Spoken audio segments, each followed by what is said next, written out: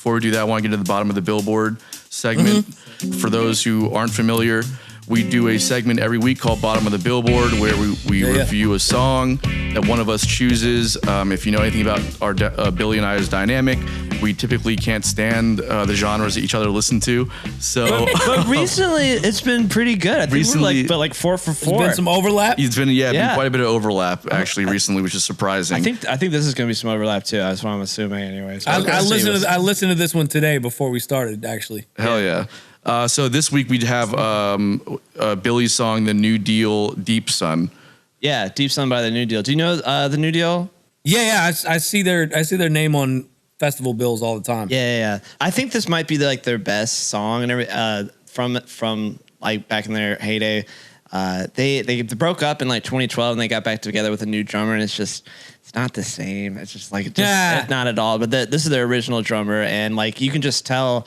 Like obviously they're going really heavy with the electronica a vibe, but really it's just 3 people. Like there's it sounds live. The song sounded live. It's actually pretty impressive that it is live. Yeah, and obviously there's a lot of studio work and everything that they did with it and in production. But like if you see them live, it's just absolutely incredible. That keyboardist Jamie Shields, he's my favorite like of all time. That's why I got Bottom Oak Prodigy, because he got one. And I just absolutely love this song. The track itself, like the studio track itself, I've always thought was just like their best hit. And I love the way that they move in an electronic theme. Because a lot of it's hard. Yeah, exactly. To make it like really fresh, and the whole song keeps on evolving and changing. I love how they hint at the theme so many times, and then they have a big ending at the end. It's a 7.5 minute banger. Yeah.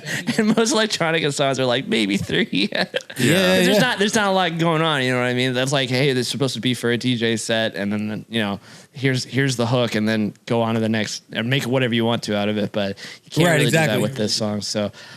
I love it. The New Deal is my favorite. Jamie Shields, wherever you are, I love you. Yeah, come on our podcast. Oh my God, I'd be so. He probably would. He's Canadian. Yeah, there you go. He'd be like, oh, I guess. I actually really enjoyed this song too. Yeah. Much more from the production standpoint than anything else. Like if I was going to say that if this is something I'm going to ride out to on the daily, probably not. But as far as I really like some of the choices that were made on the production side. I like how there's like certain textures that are kind of like panning, like almost to the like where you want them to, but like not quite, and it kind of leaves you like hanging on the edge of your seat. And then you have like other textures that are just giving you exactly what you want, like kind of shifting from left to right, and just where everything's kind of sitting in the mix. And like you said, like everything's kind of like evolving over time. Even the way the drumming patterns kind of that's what I was going to say. I'm not a drummer at all, but I feel like the drums, like it feels so much better as like an organic electronic drum set. I know organic electronic makes no sense, but like it's organic drums. No, for sure. It does actually. But like all they're doing is not all they're doing, but it's 4 on the floor for the most part, but it just sounds with all the breaks and stuff that they have in it. It makes the song, in my opinion. It makes a big difference too when they're like shifting where the hi-hat is on the groove too, and then there's even a time where the kick drum shifts to like the and, you know what I mean, and then goes back to the 1. So it's like there's like little nuanced things that I thought were really cool, and obviously like the sounds and the textures that they're using are really interesting, and the way the song, it was like a great listen and a great study for somebody who doesn't come from that world.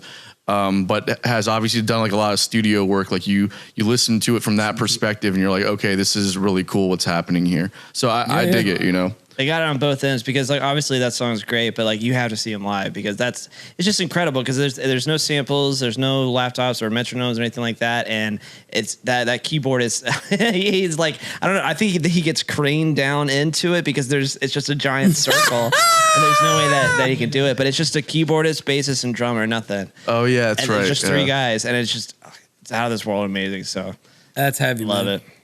What'd you think, AJ? No, it's dope. I think I actually might have opened up for them with a friend of mine. Do you know this cat Russ Liquid? Yeah. You know him? Oh yeah. Yeah, I've done a couple of gigs with him whenever he calls and wants a drummer. I've done a couple of gigs with him. We actually opened up for the New Deal. Now that I'm remembering it. Yeah, so I mean, that song once again doing that kind of 7-minute musical journey without there being technically a melody or technically like a head or a chorus or anything like that. It's pretty dope. You know what I mean? That's kind of a feat of modern music making to be able to take the listener on a journey like that without it being stagnant. You know what I'm saying? Yeah, for sure. Because that's what it is. Like live is like all they do is just jam constantly, and they do have that hook at the very end. I mean, it's just 3 chords or whatever, and then the hook at the end on the Moog Prodigy. But I can just imagine like, yeah, this is awesome. We play it live. No, we actually have to like sit down and write this song in a studio. It's like, oh damn, we got to figure this out now. Yeah. But and then they're like walked away. They're like, shit, this is almost 8 minutes long, guys. Like we're gonna put it out. I'm like, all right, we're gonna put it out. It works though, There's like this one thing that they were doing. They kind of do at the beginning, and then it kind of appears throughout the song that I like. But it's kind of speaking to that choice to. There's like it's like an arpeggiated kind of thing, and it's kind of like with like a lot of delay on it. And then it's coming from the right side, and then it kind of like it's moving and it kind of hangs like just off center from like the right to the center, and you're wanting it to move totally to the left, and it just never gives it to you. Yeah, and I didn't even notice that. It's dope. It's like, bro, that's so fucking good, man. Like little shit like that I really like. You know what I mean?